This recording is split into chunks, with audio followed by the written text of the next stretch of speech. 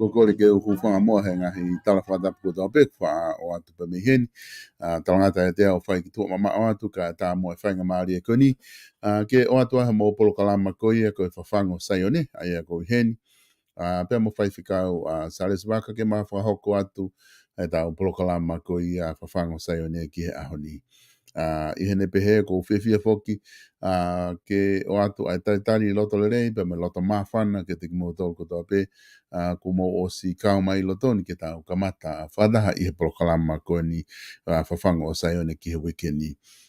Whadonga iangi ko e polokalama whikau ai ni ki he osiko e tau polokalama i he tauni ai a koe wiki kahau e whaka ose atu ai ai polokalama ko ia whawhango SAIONE ke tauni pea moe ngahi polokalama ke he ko ia o ku o atu pea me he Vipon Media ai a koe wiki kahau koe wiki whaosia ngahi polokalama ko ia o ku o atu pea lava ke malolo ai polokalama o toki whahoko atu he osiko ia ai whaostau pea mga i aholotu pe tau toki foki mai rewa hoko atu a tau polokalama ai benga hi polokalama ngahi ongongo i he tau pesi ki o atu pe ai update tau ongongo he tau website pe mo tau pesi ko ni o atu ai tau ngai whanongonongo e lava o atu ai ka koe ngahi polokalama koe kuma whahoko atu ai e osi i he wike kahau.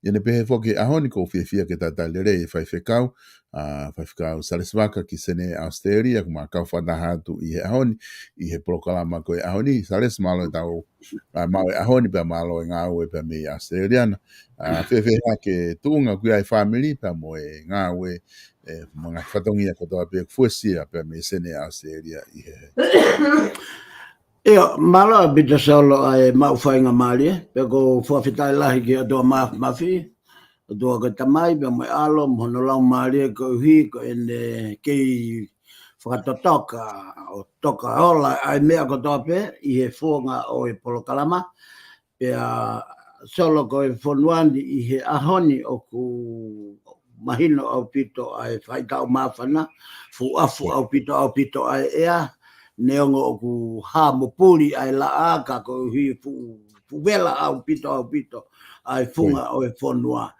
o mahino pe ko e whaitau pe ia pea kawanga maheli ki ai pea i kai ngata ai e solo ko e whakaosi atu pe ai ngahi ngau o ku whai ke motu i pare ka e whai hariwa ki e whai ki ai pea ku o nau tātā tuku atu ka koe hange koe lau koe sio peni ki he Krismasi pea ka iaha de matolo me iai ki he tau fo'ou koe kono kop nau tolu pe ia pe mo nau ngawe ka ko family lelei pe ai family sai pe me ko to toka mali pe me ko to pe ia family solo ko fofoki atu malo pito fefkau o ku fafia foke ko imagino ku wa mai ni ko ta ofi mai ni ke fa singa ta uni ai ko wiki ka u ko wiki fa o sia mahina hono taha peta o hoko atureva ki ti sema ai ku ia ngai aho Christmas ngai aho fa sta ngai aho lotu o ku wanga aki he kai nga tonga mga hi ka kai ko to ape o ku tau celebrate ngai me alahi he tau fononga fa kanistane ai ko tau si o foki fa me he ahoni ki he mahina ula ki tau he kamata mai na tau si o mai ki November ti se ma lo tu ta u fu lere ta u fu time la hi ke ta fononga ka ko ta wa mai ni mahina no ta ta te ki si o tu ki mui ta ka wa tu ke fu time la hi ta fononga mai te ka pega ki ta ta si o tu fo ki foi time ko ni me ngahi feitu ke na e fononga mai mo family ko tong ha mo mavahe me mo api i ngahi ko na ta update ma upe ka ko ni ko wa wen ke mahina ta ko ofi api to ke kakato ngahi ngahi pai 5 ka ko ia mo ne au solo pe ku whakawhiwhia foki ko ia hange beko whakalanga tānoa ki he anga tuku au e family hange beko e taulea koe o pehe mea koe sio koe ke ko hiri koe koto whakamamai solo ko hono inga he nai mahalo pe na ko au pe ia na ko au sia te na moe hoa na ne au sia ka ko hi koe whanau mo nau ngahi mari pe mo nau whakamopuna na ke nau fuma usia ai whai tu oni ai o tua hala whanonga ki whai ai po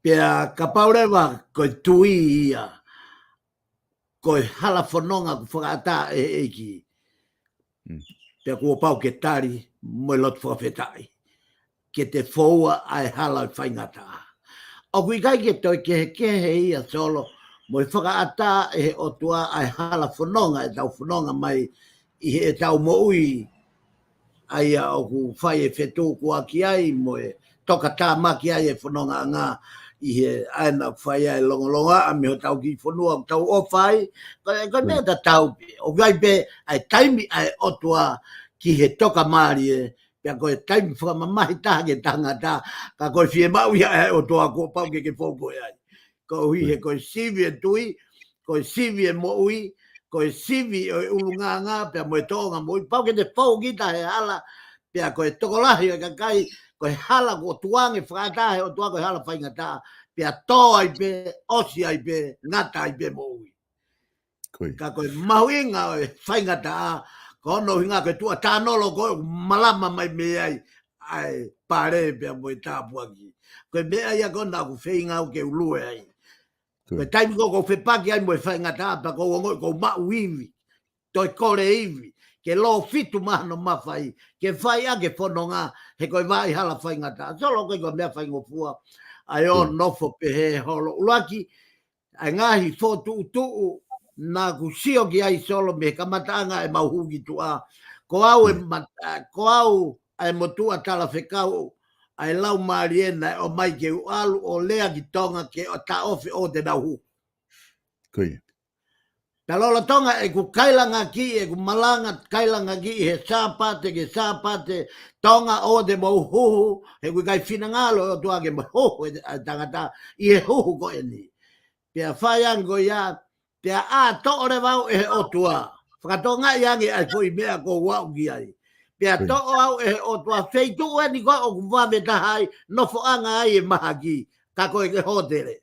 Ngahi, hifo anga hake anga o e kau whulau ewe ewa. Pea a vea ke alo whakatautua iau.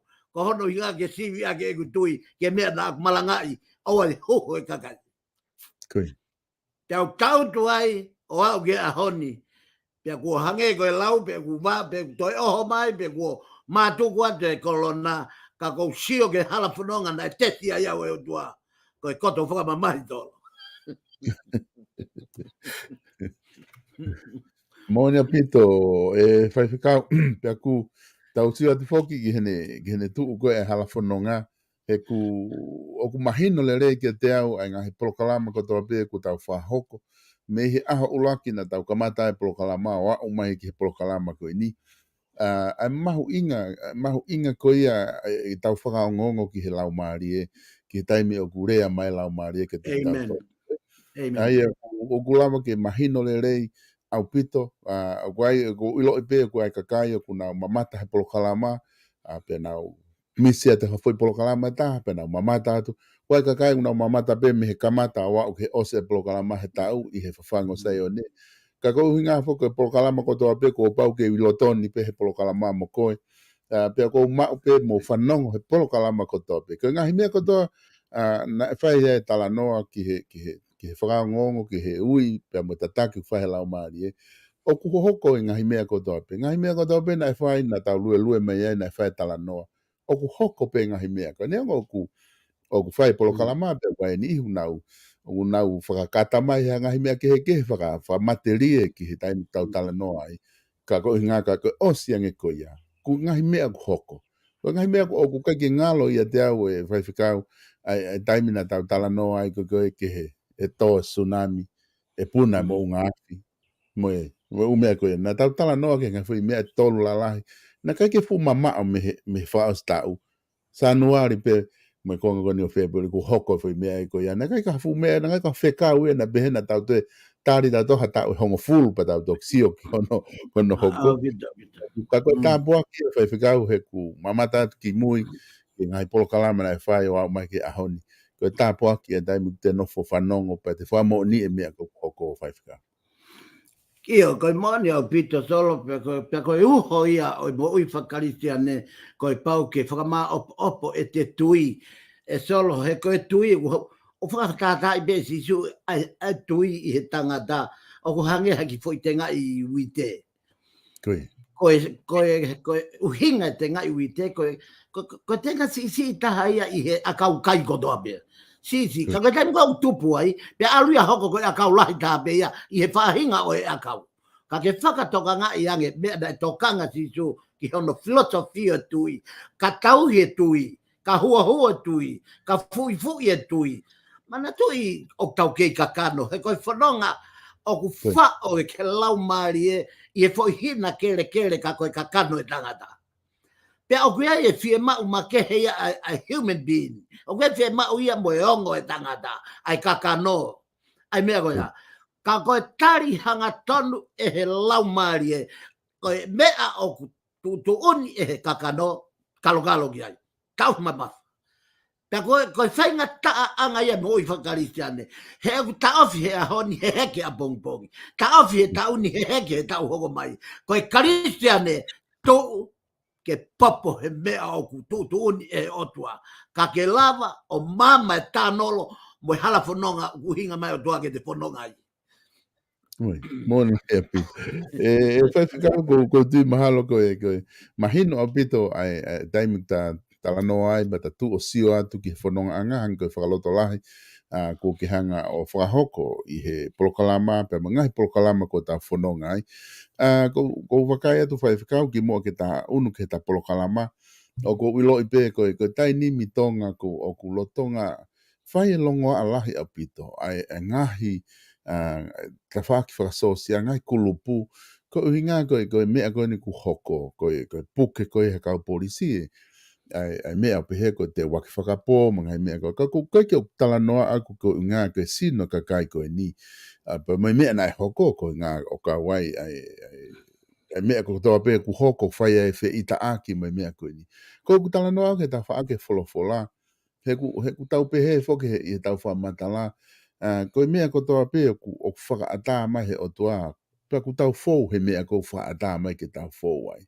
Ka ku nofo atu whoke e tau nofo mai potunga e polisi mo nau hanga o whenga ke fusi, ke mawhao ai lao me konistu tone ke ua nā hataha tene mau e lao, pia ku nau pehe rewa koe toko ua koe na o kuna hanga puke koe o awe whahu, kuna pehe kuna wau, na tolo mau i ai lau he nau tui, ka aku nau kei tonu hia pe e toki mahi noia ka whaha hopo.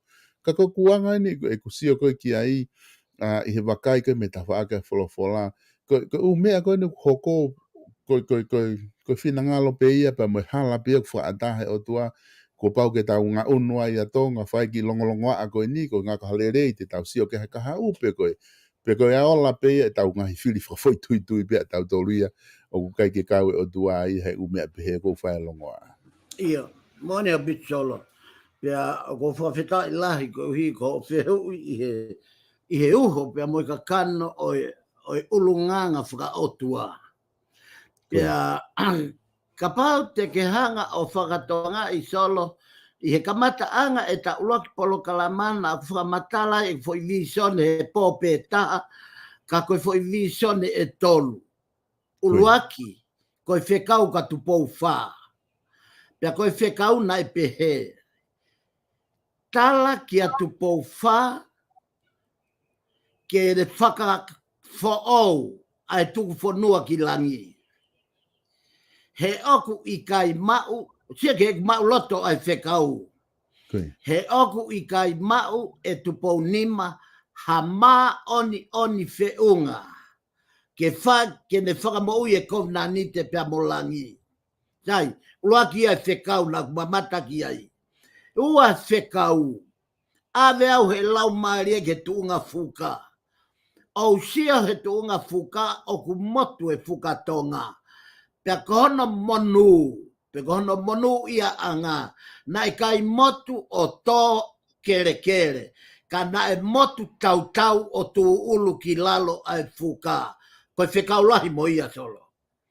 Tolu e whekau, o e pōpe ko ia, o e pōpe ko e whai whekau na e tolu. Ai whai whekau na e omu, koe pia urea aki me ta hiva o no, o au ki ahon. Koe ngai visione katoa ko ia ko ia ni molo kaki atu ai whonua. Ko e kusio ki hono tutua nuku alofa, kau one mai e he kau temo kalati. Pia koe na wami koe ke lomi o kui kai pā ia. Kau mamata au kolosi mai sutihina ko penhini. O ne lomi i tu o taha pe i kai ke fiu ia he whenga hange koe kau temo kalati. Ka ne fo i lomi i hipo pe ia o pahu o pā vela nuku alofa.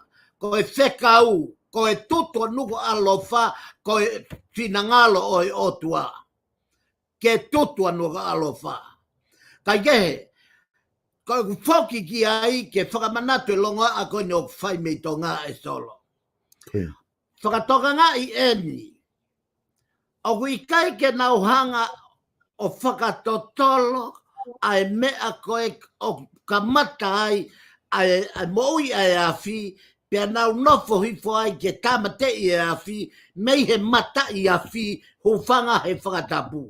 Pia tapu ange mo kau karistiane, mo e whiulu lufi nofo, kau lea he ope. Koe palo pore mā, ke ki nau tolu, manatu i solo, na ta whanonga mai he toi whakamau, he ngahi wike ko o tipa u talatu, ke ta lere pehe po tohi ko toa pehe, ka ta whakamaunga pe ki tonga. Koe ku uhinga, ta whakamatala whakawholofola, ka ta whakamooni mei tonga. Pe ko he mea ia ku hoko i tonga. O si hau katoa tau ai, hau ia lute. Ta hau ai o hau mai ai ia sio siwa, tau a sio siwa, Ha wai o me ka ulag mo Sami Wela, ulag mo tui. Ha wai ka hanga tuemi ya ulag mo kalon ka. Katoa na ia e gulea ka koe ta polokalama ui kosi. Koe taimi whakatuta makahan. He koe taimi na sito aia Israeli pia me he otua. Pia kamata ke vela e whonua, funga e whonua. He hau e otua. Koe tuunga ia kuia tonga he ahoni. So lo mea ko whakatwhetai ki ai, ko whakamonge mai beau. Ka pauna e lava. Ko higa tapuange mo lau mare mau ni ka hanga o fofola fala I ea. Ko palo polema. O kui kai ko palo palema ko hi ko tu pe ko politikare. Ko palo polema. Ko I kai tari e he pure anga pe tari e he kautake pure anga ai foi liliu ko na fai I he wa fe o flu e tu boni ma sai ko soni piamo asiata alguna pipiki na ua I he foi toni mo foi liliu kuonga mo foi liliu pure anga piamo foi ai na fai e tu boni ma kua pau ke pure anga whakatemo kalati hono pure anga pe tok pekia tu boni ma koe mea ia o tau whakahalaki ai e tū. He kua whai e liriu he tū ko hai koe. Koe whihui me o pe me whawhango SAIONE. Ko hai tū koe. Ko hai tū au. Ke tahanga liriu e mea na e whai e he ulaki I he tū nima. Ulaki. Ko historia tū ta ngata pā ngangalu. Ai supiesi na e ngā wei e tupo ni ma ko ne hanga o whakawhau ai whonua o whakapori kare e whonua. Au tau tui ki he o tua mo ui. Au tau tui ki tu whonua na whai e tupo uruaki. Ka hei kai ma o lunga ange. Ai whai tuk whonuan na e whai I he tau e fia os lau senduri. Me hopa mai ai tangata ko e lai na hota maari hono kuonga. O ne mahino I e potu whapouri, mo e potu koe o kino haa, mo e potu koe o totonu ki whalerei, pia whaia ni whalerei. Solo, kono kamata anga e palpare ma, o ku kamata palpare ma me whare tui. Tap mo e lau maari ma o nini kai o atu whikau ke au. Ko pilo revu, me he tawha ke tu. Whainga tā I e tui. Koe mea eno whainga tā I ai e tui. He ko hau har tu whiwhineo he kai he sea. O whai tu nia kia ki kulupa kona a pita pua. Na eo whakavisione ka te au. Ko tupau ano ke ne whakawhau. Pea koe whakawhau o kai koe whakamanatu. Koe ala e tau kup kere o tupau ano. O whaluko e kere hapai ki o lunga. Pea lotonga tataria e tamatui. Kua hu. A pilo levu ia. O ne moiki kulupu. O tala ko e nau whakangingila ai tu whanua. I kai au pitu. Na I kai koe whakamanatu. Koe whakawhau. Koe whakawhau. Tu pauano tō taha pe whakatahe lau marie. Pea oku kei tatari pea tu pauano. I he tūtoni e lau marie. He whia mau koe whanua ko toa. Oku I kai ko haki I kulupu. Ke na wo whai e mea goia. Koe tawhaki koe ki he politika re. Kua osta tonu ke whau ai pureanga whakatui whakanistu tone o whakalelei whakatemukalati. I he stupiesi ko ia atu pauni ma. Pea koe uhinga ia o ku fuahia ai a asiata. Pea mo soni he una pipiki he liriu he koe mea ia nai whakaosi e tu pauni ma. Pea ku whia maria ngo tangata ke na talanga fua ki atu pauni ma ke hoko ia ko whei lau he na mo ui mo na family. Solo kau whafoki atu. Mahalo pito whaiwhikau, ko tui mahalo koe mahino o pito ai whamatala ko ia ko ke whahoko. Ka koe ngā ko ta taimi, ko kore ke ta unumua ke ta polokalama, ai a koe ahoni whuki te ta hoko atu ia ua ngā hitui. ai ko e tohia te tahoko atu ai ki he whaosi ki he whakakatu na tā tala noa fo ke polokalama wiko o si ki a ulaki ngahi tui pia ko tā hoko atu ni i ahoni i he ua ngahi tui ka te whafoki atu ki ati koe. E maroa bitsolo mau whainga maria ko hika ta hoko atu poki i he konga o e tohi na e tohi pia me wiku o si na ta lele i be foki o pehe e osi a ulaki pia mo ua ngahi tui kana e lava pe ai uluaki mo e osi e ta taimi i ahoni ta hoko atu eni i he ua tui ko e supiesi pe ko e kaweinga o e ua tui ko e to a Israeli mo siuta. Solo ko ta lotonga lere ko i he ngahi tohi ko e ni whakafua ka motua pa te talava i o sio ata pia mei he taulahi ko nu whai Israeli. Pa te talava i o sio ai ki he tau mwelonga a ko whai tonga. Tala noa pe tohi tapu, ma nava mai pe tohi tapu he mau. Pia moe ke, pia moe wheta e whemahino aki moe otua. Ko hono uhinga, he kui kai hato e whanongo ia ke otua. Pia moni pia aisea. Mo unu mai ke otua aki o mou longu tu. Ka kuma ba o ho mou loto. Whanongo ki he lau, ko supiesi o tohi o e ngahi tu i, ko e to a Israeli mo siuta. Ko e onga whanua tauhi otua ena. Mana tui na talawe i he ulaki he wiku o si, na mawai ua e whanua i he supiesi o ulaki o ngahi tui, pia mawai ua e whanua o alua Israeli pia moe matakari moe toko hongo fulu koe whanau koe a se kope, kai alu e toko mawahe toko ua ki siuta. Pia koe monu ia anga siuta he na e afio i he utua, koe tuunga ia o e mooni, neongo na e fo i matakari pe e ua, kana na wona tolu ia moe otua. Pia toki ia ua Israeli ki he kai mongea, aua Israeli ki he whaingata, fiu tawhi whaingata.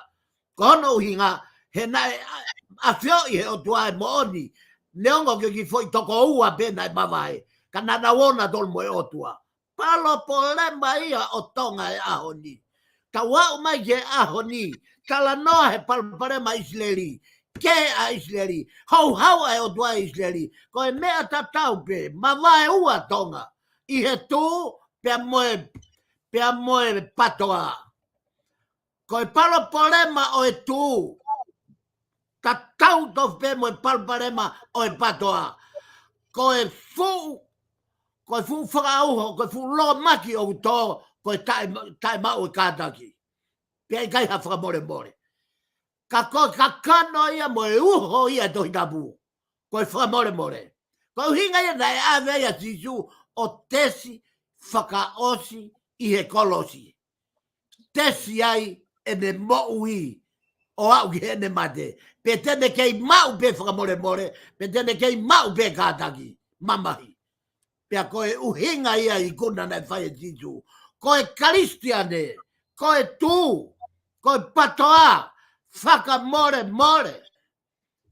Pea kate kina whaingata, kai tū whakataha, kai lava. Whakatonga ngā i ngahi mea o whai he pousi. Koe tāki pe o eoe.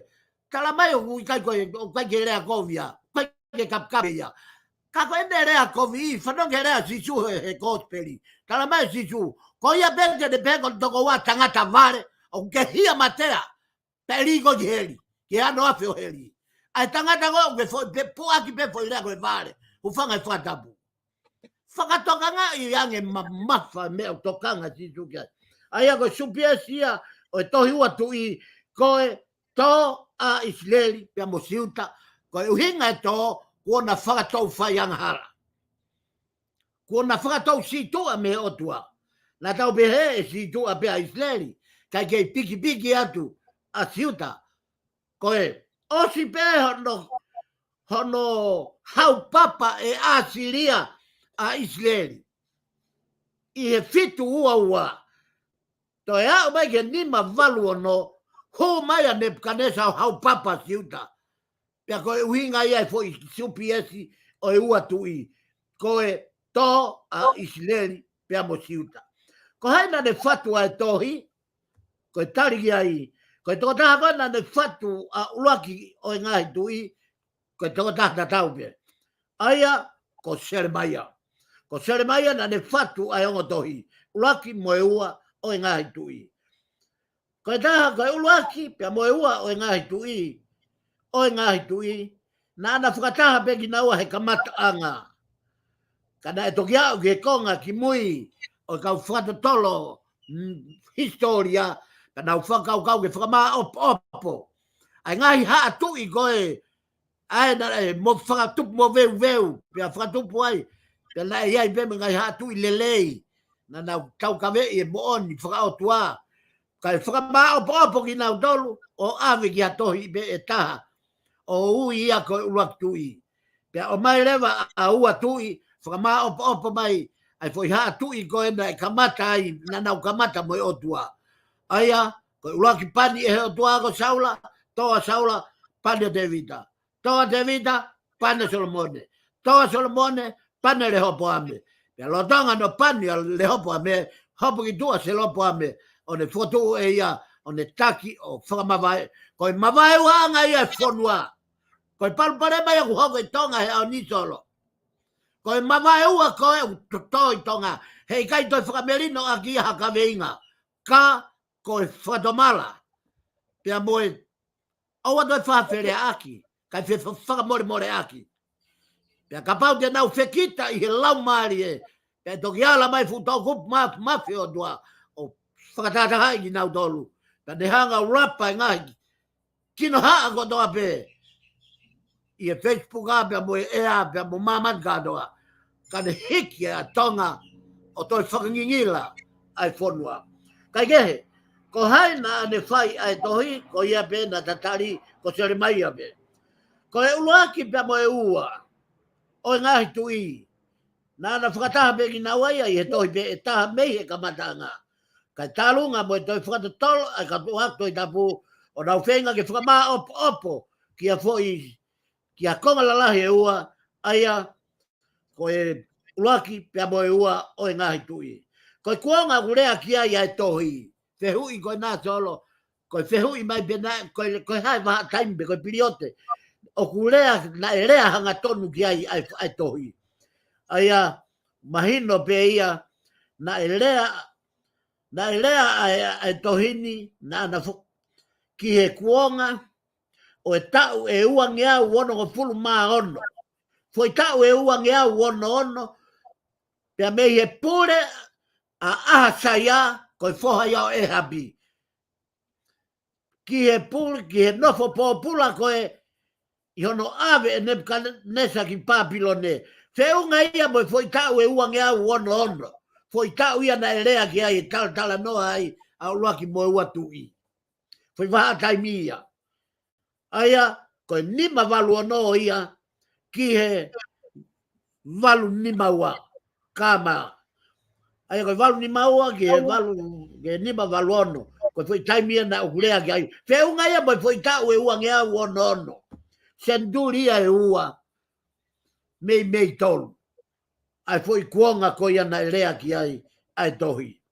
Ko rea e tohi kau kihe ha, ko e ke i ena, pe ko hea uhinga o e tohi. Pe ko e ne rea, ko hea uhinga e ne rea ki he waha taimi ko ia, ko hea mena e hoko. Pe ko ono tari ena, ko e taha ena o e historia o e kakai ai o tua uaki ia tolo. Ko e hono whakamanatu mai he historia, ke oua na angalo, ko Israeli ko e whanau ai o tua neongo e nau talangataa, neongo hono ave whangau e populai, neongo hono whakamamahi, ka oua na angalo foki. I e kau Kristiane mo e kakai tui o tua, ko e whanau ki nau tolu ai o tua. Ko e uhinga ia, ai uhinga ukulea ki ai tohi. Pea kai ngatai, pea ku hoko atu, pea me he ngata anga e uruaki tui, o kulea pea mo whakamatala ki he ngahi mea lalahi, na e hoko i he onga pure anga. Uhinga eni ki he onga pure anga. Aia koe ne uhinga ki Israeli pea mo siuta. Pea mo e onga o haonga palofita i loa hona kuonga. Lola tonga e fu tanolo whanonga koe na Israeli pa motiuta. I e tanolo e whapauri lo matolu tu koe ni. Ma puna hake ongo fetu ngingila koe na. Koe ongo tangata leo whakapalo fita. Ulua ki ko ilaisia, pia ua ko ilaisa. Mo mea i foko ilaisa, ko ilaisia, ko ia na ne tau kore koe, ke oange hata puaki lo ua. Ke toange hata puaki lo ua, pia mea ilaisia ki a te ia. Pia lotonga na whanonga mai o au mai ki kiri kari, pia talange rewa ilaisia. Ilaisa, ka pau te ke sio ka te au he taimi avea iau he ao. Te ke maulo ua e tapuaki i he taimi e hui ai hono pulu o tolongi hifo ki mamani. Pia koe foi taimi ko iana e sio whakamamaua i laisa. O maua e i laisa hono tapuaki koe maulo ua. Ai pulu mo e ngau e i laisa. Pia ne toi maua ai mo e tapuaki o e ne ngau na e ui whakapalo fita ki ai. Tapuaki e ua na ne ngau e solo. Ta ki full stop ai kau whamanatu ane mea koe ni. O whamanat mai he lau maria na ngalo i au, Kau whamanat atu mea koe ni neongo koe ke kau he tatala noa koe ni mea koe ni. Koe whai peterea ke e ua pia mo e palofita taha na e ui, na e ave mo ui bea ki langi na kake pekia ia. Aia koe whai toko tolu pia na e ave mo ui. Uloaki ko inoke. Mau ia toi senesi. Kono ua ko ilaisia. Peka hono tolu ko melek setek. O tala noa e toi he pelu. Ki e sino whakalau maari e ko ia. O i lolotonga e ne i mamani. Fo i tonga tolu pea o tala he toi tabuna e kai ke nau. Te kai nau sio na toi mate. Na e ave mo ui pegi nau tolu. Pea au nau kei mo ui pegi nau tolu. Pea te nau toi foki mo ui mai pegi nau tolu. O whelongo aki. Mo i kau karistiane ko doa pe. O nau mau e tui. Pea mo i whanau i fōu e mo ui. Kai ke, koe whai mea ria. Na ki tau whiai ka ta whamanat. Kau whamanat. Koe rea ai tohi kau ki ha. Ai nia na ta toki whamatala ki ai. Pea i kai ngatai. O whai ai tokanga ki ai. Pea mo e ngahi mea. Na e hoko i he ngahi aho. O e toenga o e ngahi hatui. O whai rewa. Pia na e whai ai lave ki ai o au ki he kapa o Jerusalema e he kau Babilonet. Aia koe uhinga o fui whamatala koe na, koe uhi koe tala noa e na ke taimi na e ngauta ia Israeli he nau whai hau ai otua.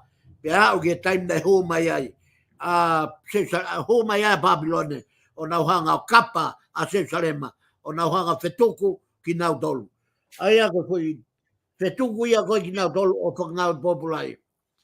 Koe ngahi tau, ki he ngahi tui, na moi kaupalo fita tau taha, o kuhaa ia i he pes hong fulmanima, aia na ke whakatoka ngā i e foi pes ko ia na tahanga i o tala, whamatala taime tui ko toa pe.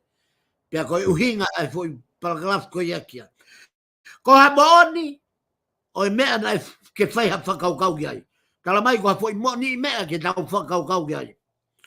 O malawa, ke mau e he kautaki, o ngahi tui, moha ni ihi kehe, ai mawhai toho aki, ke malohi au pito no purei, o hakakai, pe koha whakasipi, o kuhinga ai foi mea koe nā, ai mahu inga o e tui. Mana tui kai foi taimiena, o unu mai ai e pureanga whakatui, hiri e nau pureanga taki e he kau whakamau.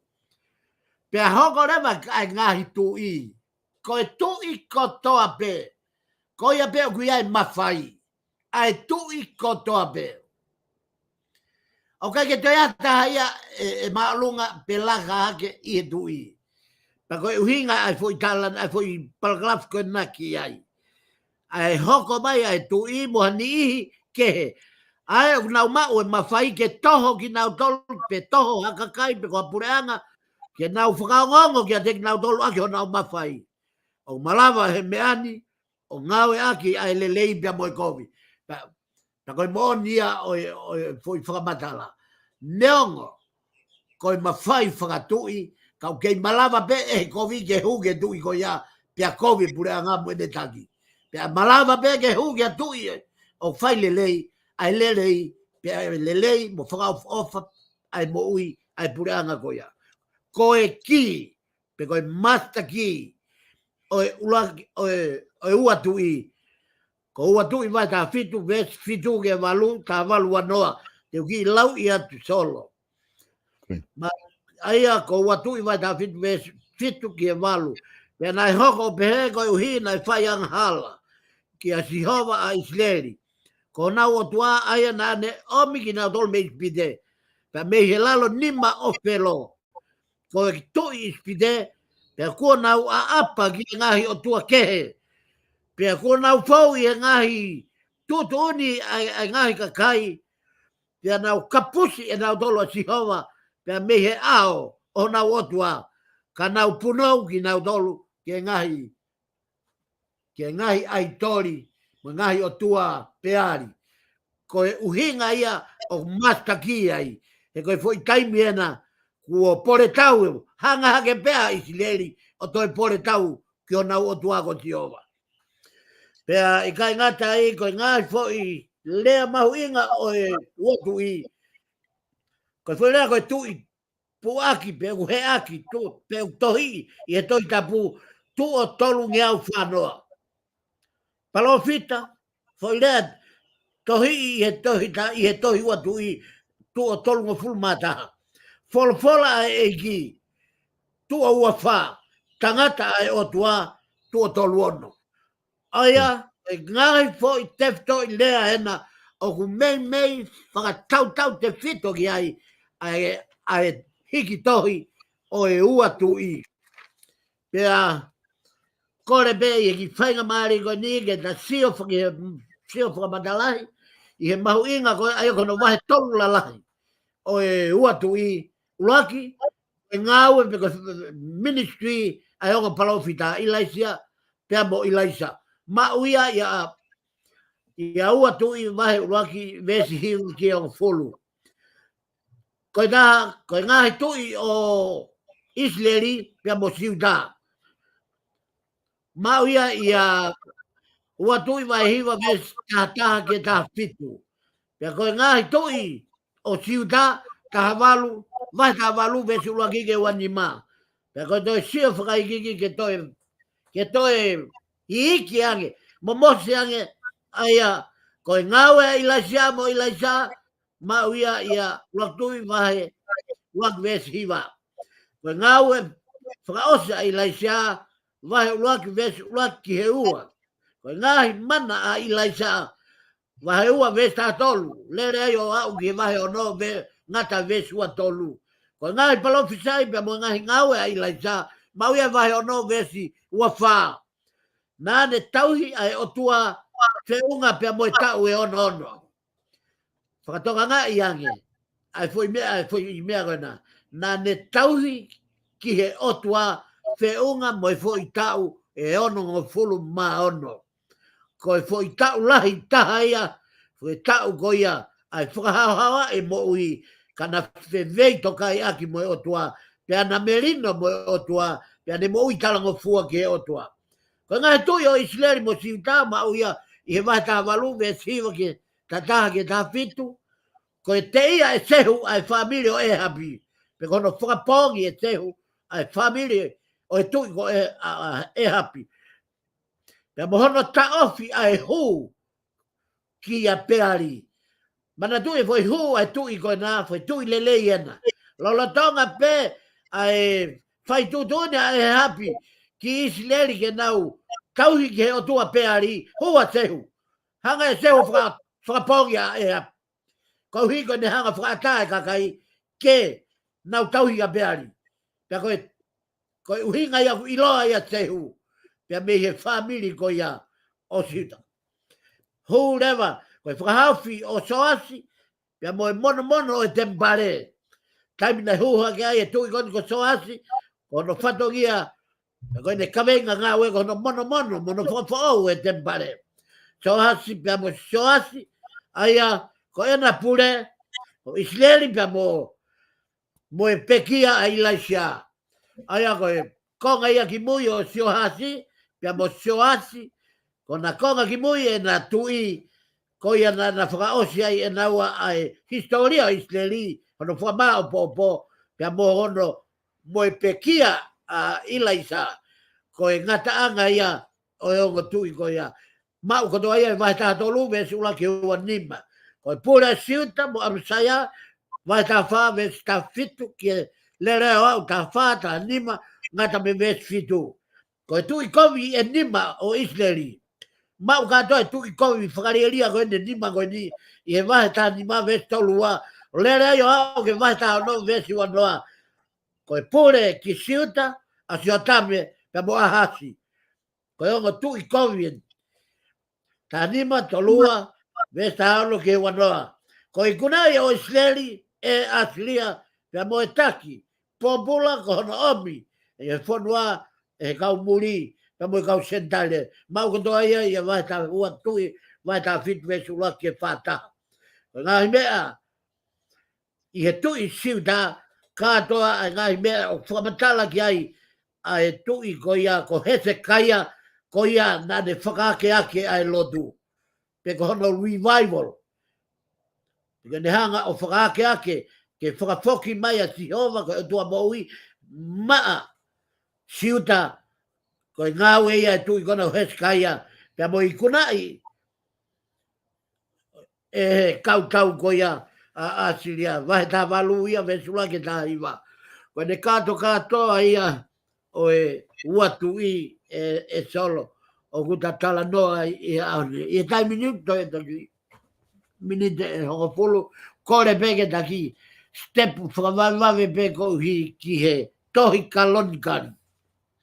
Aia, ko tohi kalonkari, uak kalonkari, i he whakamotu a o ha i he tohi tapu katoa. Ko hono supi esi e tohi uak kalonkari, ko e teu ke hu. Aia, ko e whanga eni, o historia, pe ko e pio kalaf ko ia, o whanonga loloa na e whai e kau Israeli, pia ko no whama opo e na o nau historia, ai au tohia mo hiki i he uaki ko kalonkari. Pia ko uhinga pe ia e fo ilea kalonkari. Ko uhinga ia e fo ilea ko ha kongo konga i ongo. Pe ko ha rekoti oha mea iloa. O ta tau behe pureanga, tangata, man, ko ha beha mea. Pe kono whakahoko ta tonu o e rekoti ko ia. Pe mohono whakatatau ki he taimi mo e kuonga o tonu matemate pe au ku ko e malohinga ia tohi kalonkari. Mana tui na ia e tau tohi na e ui ko e kalonkari i tonga. Ka ko e hau e fuilea kalonkari pe mei he ko e tala o ngongo pe ko whakamā popo o ngongo pe ko whakamā popo rekoti ko hi o whatatau ki hono taimi to tonu. Na e hoko ai e mea i hono taimi. Ko hinga ia ai kalonkari. Ko supiesia o ula kalonkari, ko teu ke hu. Kono whamaa popo, ai teu ke hu, ki ke nan. Ko i whanua o e tala wha. Ko haina ne whai ai tohi, ko ia pena ne whai ai tohi uluaki, ko e sela. Ko toko taha na ne whau ai tohi uluaki. Pea ko e sela pe, na ne toi whau mo e tohi ua kalonkari. Pea ko toko taha na ne whakamau. Na ne hanga o whakamau opo a ulaki pea mo e ua kalonkari i he kamataanga i he tohi ai taha o e onga tohi ko e ni whakatau osi. Na ne ikai ko e tohi pe taha na ne whakamau popo. Ka na ne whakamau opo loua ai onga tohi ko ni i he ulaki kalonkari. Pea ko hai na ne whai ai tohi pea au tariki ai ko e selabe. Ko i kuanga urea ki ai ai tohi, ko i tau e whango fulu. Patongai ange, ko i tau e whanoa ai lea ai tohi, ai whai o e tohini o whatatau ki he fo i tau e whango fulu ko ia. Lolotonga ko ia, na ne kei mau pe ai taimina e kei mo ui ai a saula. Ko i kamatanga e pure a Solomone. Ko i waha o tau tahanoa ke hiwa pinoa ka maa. Ko i waha taimi ko ni me tahanoa ke hiwa pinoa. Ko i taimi Nai hoko mai ai foi hatu I e tolu, mau katoa I e toi kalon kari. Uak kalon kari e historia ko ia. Ta fon katoa ia, I e uwahe ko ia uak kalon kari. Nai fai whakaku, ngari nai fai hili lewa, pe foki ai whakahe ki Papilone. I taimea nai ose ai foki mai ai kau whakahe me Papilone. Ai a koe foi tau ia whangu fulu ma e whangi au ni manoa. Foi tau wha ni manoa kama. Foi tau ko ia, foi tau ia nai whai ai whetuki Papilone. O se tau e whitunga fulu, e nau na foi Papilone ngai popula huata kores. Mei pēsia ko tui pēsia. O ne hanga o whakatawa tai nai taui a ne kanesa o ne ikuna pa ne whakafoki mai. Whatonga iange solo ke hoko le rei a historia. Pea moe ne tafe le rei koe he tau, ai ni koe te tawhanonga peo au, ki he tohi whaka o si, koe ne au ia koe ke hoko mai a sisu, o ne hanga o to'o ai kāma, pe koe PC. Ai a kuhinga whokia I he to'o ngā koe kāma, uhinga ke kimua I a kalaisi. Kimua I a sisu. Ka kohi koe PC, uhinga whokia, me he lea whapitani a kohi koe before Christ. Ai a koe humai veko a sisu o whakangata PC. Ka ne hanga ia o lau e taimi kamata, o kamata me he ulua ki o lele ai ainu tau whanonga ai I he ua noa ua tolu. Kai ke, koe kulawe ki ai kohi, koe ki whamatala koe na. Nai whai whakaku, ngari nai whai lolotonga e nau whoki mai pia mei Papilone I he tau whani manoa kama. Ko lea e tohi kau ki he ha, ko lea e tohi kalon kari o kuhinga ko ha lit whakaiki, mea nau whamatala nai.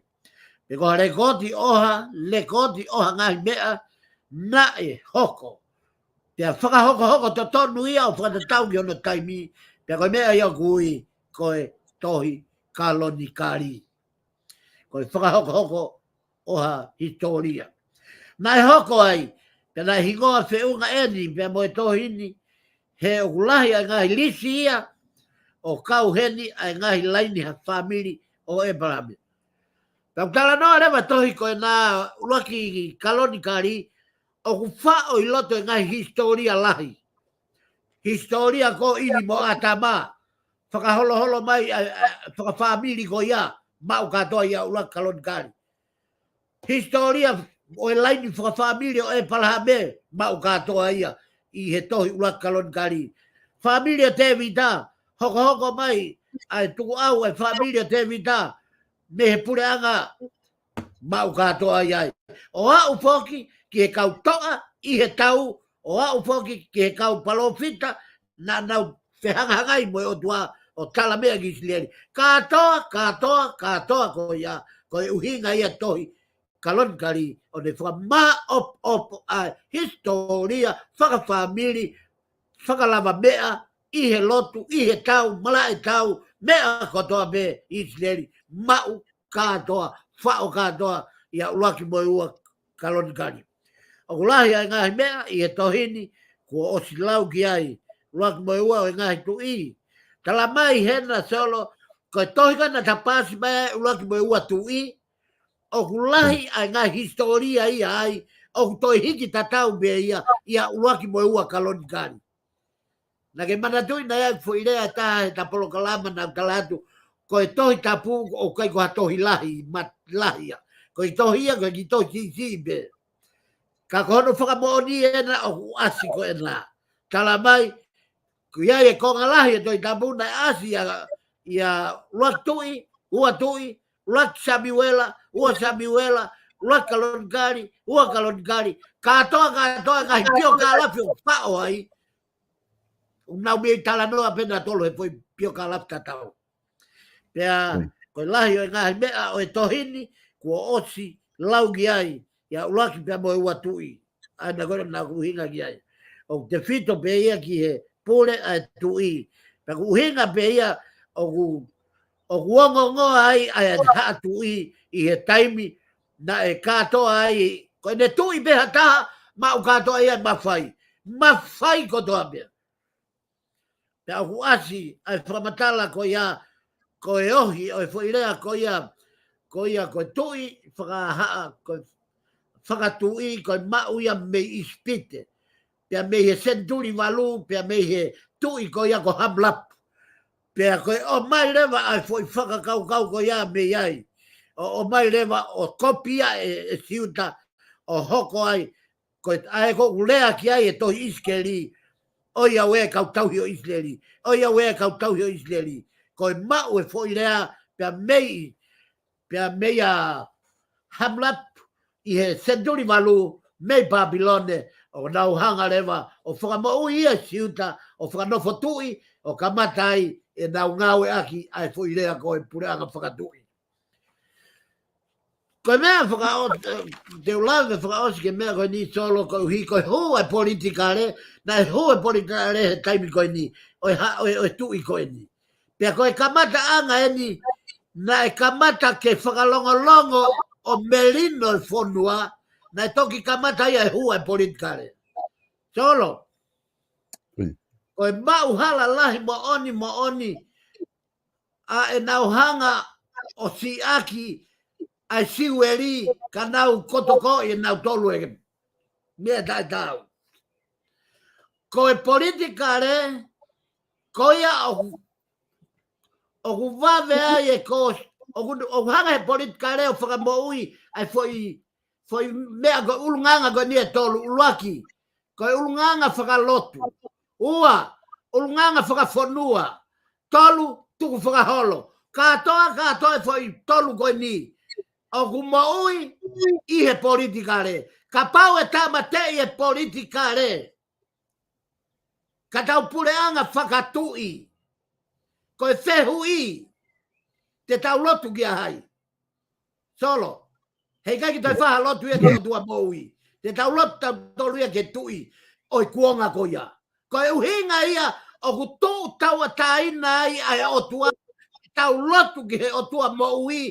Ko hana uhinga he koe tui.